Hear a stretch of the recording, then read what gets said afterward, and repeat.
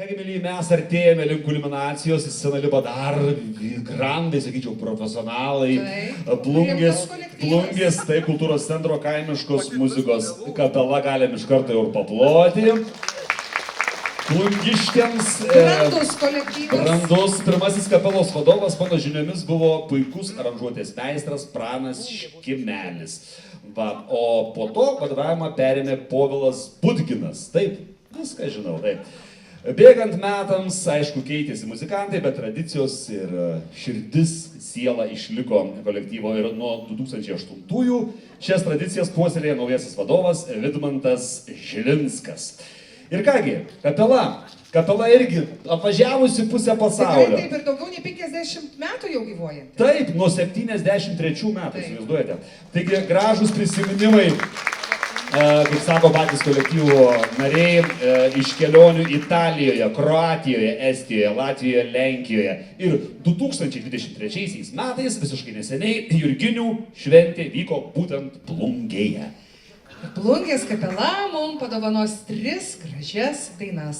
Ramunė mums laimė ir meilė burs, nežinau, Subatvakario polka ir senovinis fokstrotas. Vadovas Vidmantas Žilinskas.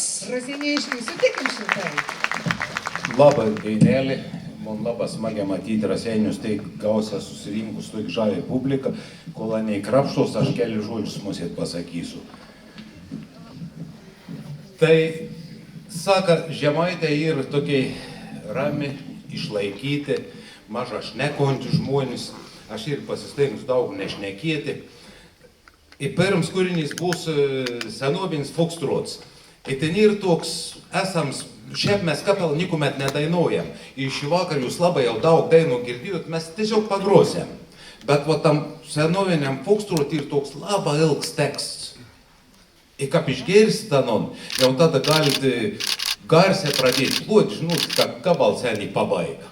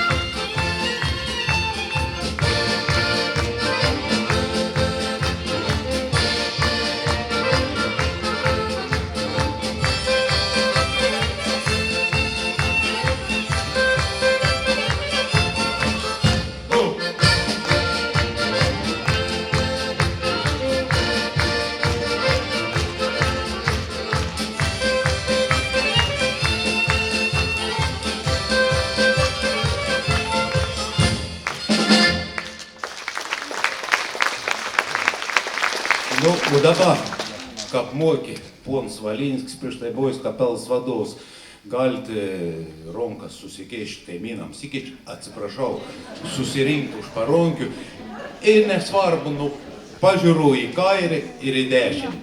Valsėlis.